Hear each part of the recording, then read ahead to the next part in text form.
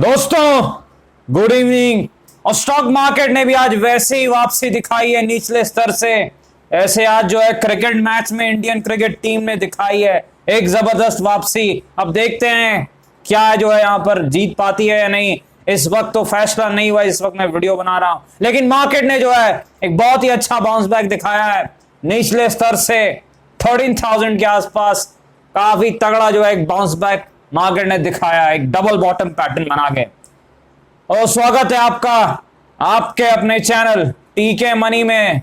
मेरा नाम है Tribhuvan, NSM certified in equity derivatives में। और जो नए लोग आए हैं वो टेलीग्राम चैनल पर आ सकते हैं, वो टीके मनी सर्च कर सकते हैं और वो टेलीग्राम पर ज्वाइन कर सकते हैं। 3300 के आसपास पहले से लोग इस चैनल पर मौजूद हैं। आप भी टीके मनी सर्च करके आ सकते हैं।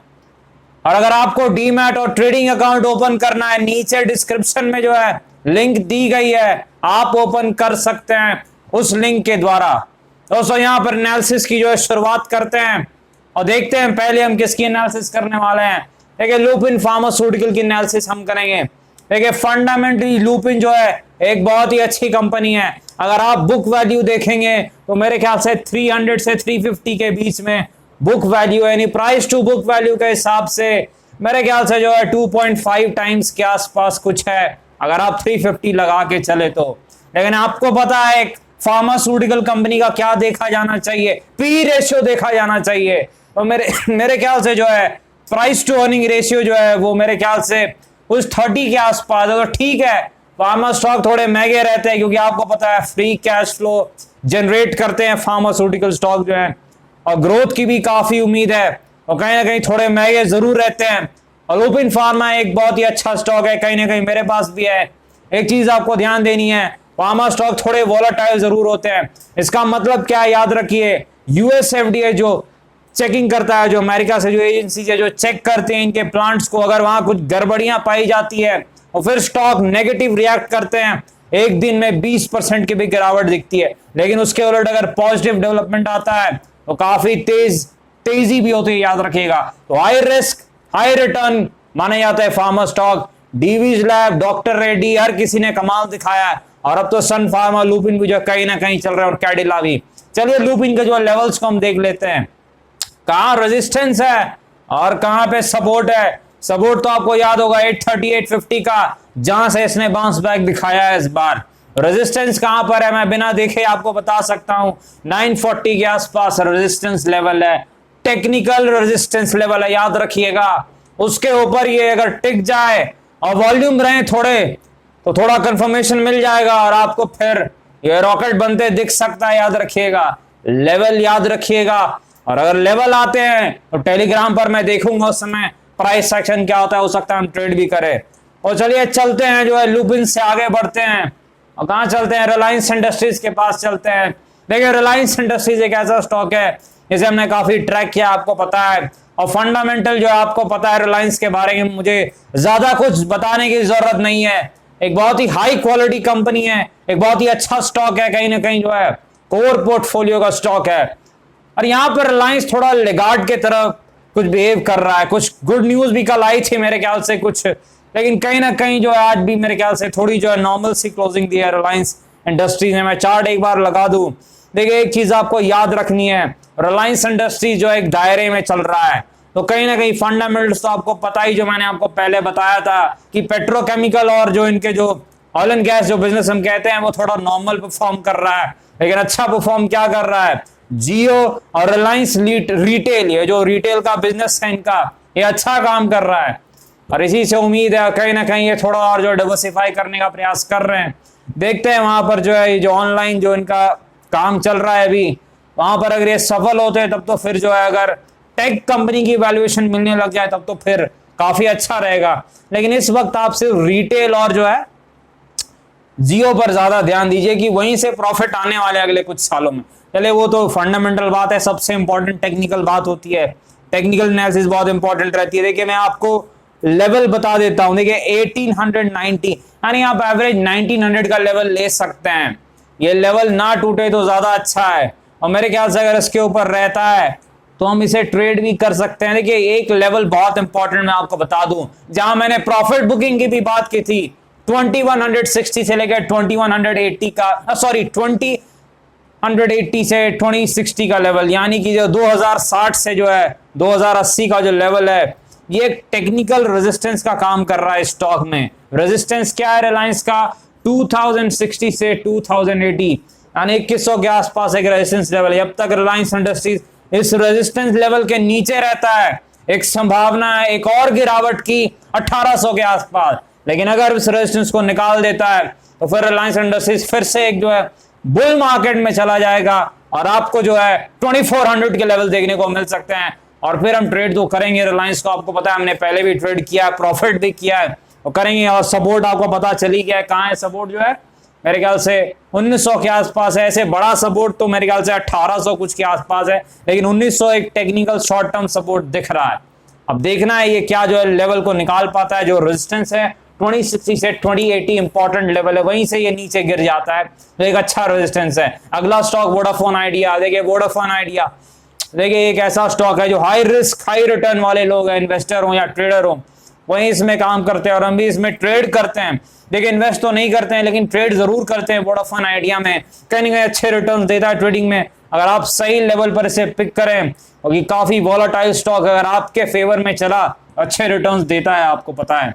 और अगर कहीं ना कहीं फंडामेंटली से और स्ट्रांग होना है रिलायंस इंडस्ट्रीज और एयरटेल की तरह, तो आपको क्या चाहिए? एक बड़ी इन्वेस्टमेंट चाहिए, एक अच्छी खासी इन्वेस्टमेंट चाहिए इन्हें कहीं ना कहीं रिवाइवल के लिए और जो 5G प्लान्स है बाकी चीजों में आगे बढ़ने के लिए। इस वक्त हम टेक्निकल लेवल्स की ज्यादा बात करेंगे क्योंकि काफी इंपॉर्टेंट है। मैंने आपको पहले बताया था 12.5 एक बड़ा रेजिस्टेंस है, जहां से प्रॉफिट बुकिंग भी आई और एक गिरावट 8 के आसपास हुई थी। अब मैंने आपको क्या कहा था? 7.5 के आसपास टेक्निकल सपोर्ट है और वहीं से इसने जो है एक घुमावट दिखाई है ऊपर के तरफ जो ये गया है। लेकिन इस वक्त पर अगर आप बिल्कुल शॉर्ट टर्म की बात करें, बिल्कुल ही शॉर्ट टर्म, मेरे ख्याल से 10 रुपए के आसपास एक टेक्निकल रेजिस्टेंस है। इसका मतलब क्या है? 10 रुपए के ऊपर अगर ये निकल जाए विथ वॉल्यूम्स, हो सकता है ये रॉकेट बन सकता है, 10% दे सकता है। याद रखिएगा विथ वॉल्यूम्स, इसका मतलब बायर स्ट्रांग होना चाहिए, स्ट्रांग हैंड्स होने चाहिए, रॉकेट बन सकता है। याद रखिएगा इस चीज को। कहीं ना कहीं एक बहुत ही अच्छा जूसी स्टॉक है ट्रेडिंग के लिए, ट्रेडिंग में बहुत ही जबरदस्त काम करता है।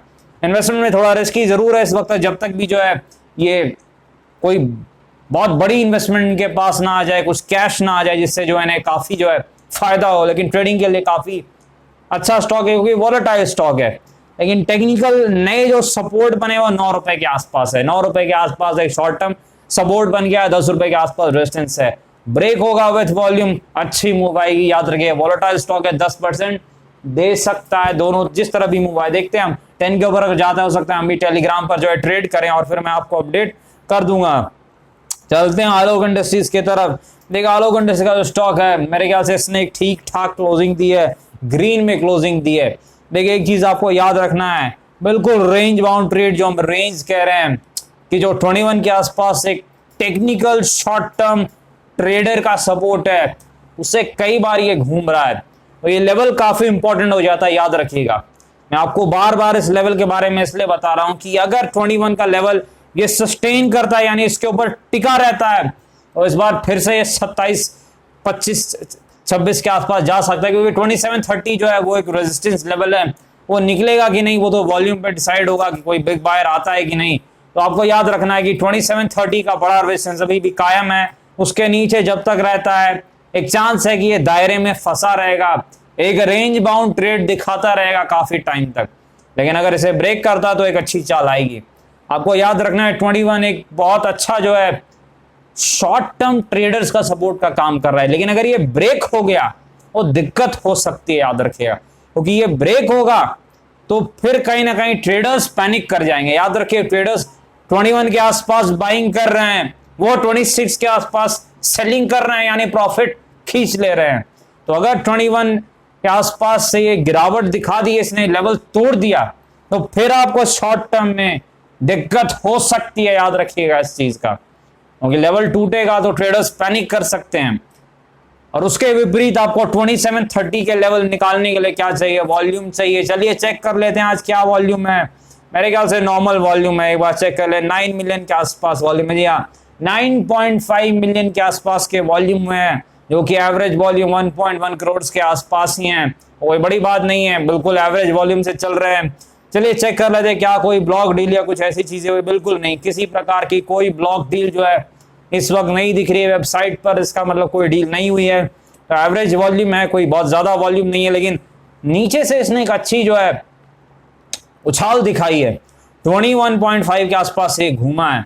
ये जो रेजिस्टेंस सपोर्ट लेवल है 21 के आसपास के, बड़ा अहम हो जाता है ट्रेडर्स के लिए शॉर्ट टर्म में। जब तक ये लेवल होल्ड करता है आपको उम्मीद रखनी चाहिए कि 26 के आसपास हो जा सकता है, लेकिन ये लेवल बहुत इंपॉर्टेंट है, याद रखिएगा, क्योंकि बहुत दिन हो गए। देखिए जितना टाइम एक लेवल के आसपास एक स्टॉक बिताता है वो लेवल इंपॉर्टेंट हो जाता है, अगर टूटेगा तो काफी जो है दिक्कत भी हो सकती है शॉर्ट टर्म में, याद रखिएगा। मार्केट रिजल्ट्स और बाकी चीजों पर शॉर्ट टर्म में कभी नहीं चलता, वो सिर्फ टेक्निकल्स पर चलता है, बायर और सेलर के बीच में उस वक्त क्या आ रहा है उसी पर चलता है। इसलिए हम वॉल्यूम को देखकर काफी प्रयास करते हैं चीजों को समझने का कि बिग प्लेयर्स क्या कर रहे हैं। कोटक बैंक की तरफ चलते हैं, देखिए कोटक बैंक आपको याद होगा 1900 के ऊपर जब ये गया था, मेरे ख्याल से 920 के आसपास था, बिल्कुल हाई पॉइंट पर क्या कहा था मैंने आपको, प्रॉफिट खींचा जा सकता है, रॉकेट बन चुका है, थोड़ा फंडामेंटली भी महंगा हो चुका है और टेक्निकली भी जो है ओवरबॉट दिख रहा था, बिल्कुल वहीं से इसने गिरावट दिखाई है। कैसा स्टॉक है, बहुत ही अच्छा स्टॉक है, फंडामेंटली काफी अच्छा स्टॉक है, हाई क्वालिटी कंपनी है, एक अच्छा बैंकिंग स्टॉक है, कोर पोर्टफोलियो का स्टॉक है। इन्वेस्टर्स एफआईज हो या फिर जो हमारे म्यूचुअल फंड्स हो, हर किसी के पोर्टफोलियो में ये रहता है, लेकिन आपको याद रखना है ऊपर पे लेने में दिक्कत होती है। तो अब ये इसने एक गिरावट दिखाई है। देखिए मैं आपको इसके सपोर्ट लेवल्स बता दूं जहां अच्छा रहेगा, 1700 से 7, मेरे ख्याल से एक बार मैं ठीक से लगाकर चेक कर लूं, देखिए 1750 के आसपास एक अच्छा सपोर्ट लेवल है। इसका मतलब मेरे ख्याल से वो एक अच्छा जोन रहेगा एक्यूमुलेशन को स्टार्ट करने का लॉन्ग टर्म के लिए। इसमें कोई शक नहीं है कि स्ट्रॉन्ग स्टॉक है और अगर मार्केट रिवाइव करे तो यहीं से घूम सकता है, लेकिन अगर गिरावट देखिए आपको 1700 के आसपास मिले तो मेरे ख्याल से अच्छा वैल्यू जोन रहेगा लॉन्ग टर्म कोर पोर्टफोलियो के लिए, क्योंकि लॉन्ग टर्म में अच्छा स्टॉक है, काफी चीजें इनके पास भी, कोटक म्यूचुअल फंड है, कोटक सिक्योरिटीज है, कोटक लाइफ इंश्योरेंस है, तो काफी चीजें है, तो अच्छा स्टॉक है, इनमें कोई शक नहीं, हाई क्वालिटी मैनेजमेंट है। यस बैंक की तरफ चलते हैं।